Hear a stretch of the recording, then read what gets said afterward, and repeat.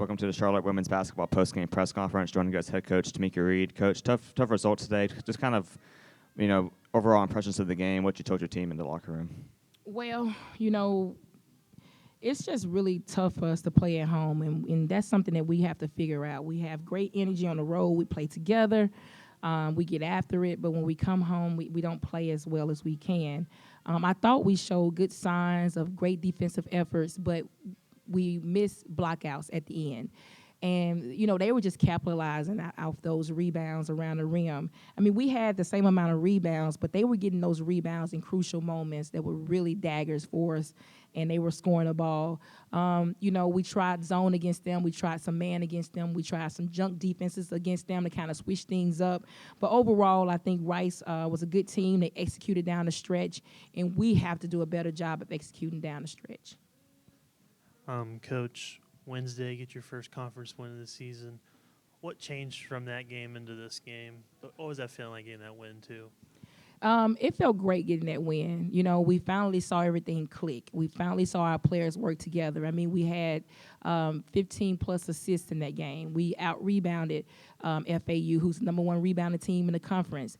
We were in the valley, but we fought to get out. We played smart. We played hard. We made big shots. And, we played together. The difference in today is that we didn't empty our tank, and that's something that we've been preaching to the players. Play hard, leave it all on the floor, and just give everything that you have. And we didn't do that today.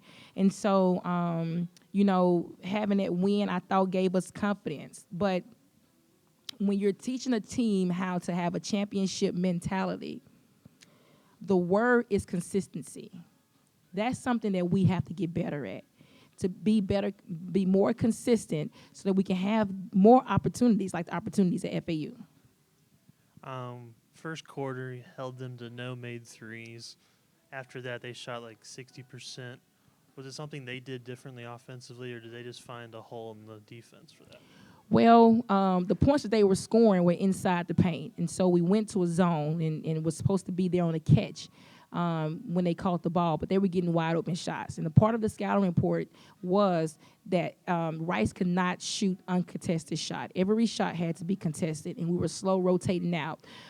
So it worked against us. And man-to-man, they were scoring on the inside, really posting us up, and then we went zone. They started knocking the shot down from the outside. And so we tried a wider zone to be matched up a little bit better with them, and I thought we slowed them down just a little bit. But we just got to, work harder and have a sense of urgency to be there to defend every shot that goes up. In the second quarter, there was like an 8-point possession for them with a technical foul and the made three from them. What impact did that have on the game? Do you see that kind of demoralize the team a little bit in the second quarter? I think by that point we were already down. Calls weren't going our way. Our girls were playing really hard. And we were just kind of trying to play through the valley, and really just trying to make things happen. I think our girls got rattled because they felt like we weren't getting that attention. And so we had really kind of lost it before then, and I tried to call a timeout to get us back together, to regroup us.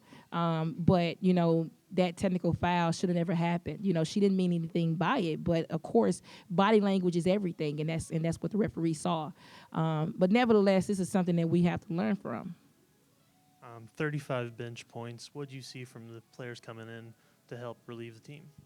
Well, they knew that we needed a momentum shift, and so that's been something that I always preach. Our bench has to come in and give us something, and they've been pretty solid for the most part. We just got to maintain that energy when the subs come in. Not only do we need to score, but we have to be energetic defensively as well. On the other side of the court, Ennis for them had a spectacular game. What made her so difficult to guard? Well, she's active. She's a big guard who can post up, and she can get to the rim. And we told our team she's relentless. She's a tall player, and she's tough. And so that's every coach's dream, to have a tough player on the floor that's going to be able to go after it no matter what. And so, she got after it first half, and first quarter she was a little slow. Second quarter she, got after it, but she's a very good player. Good afternoon, Coach. Hey.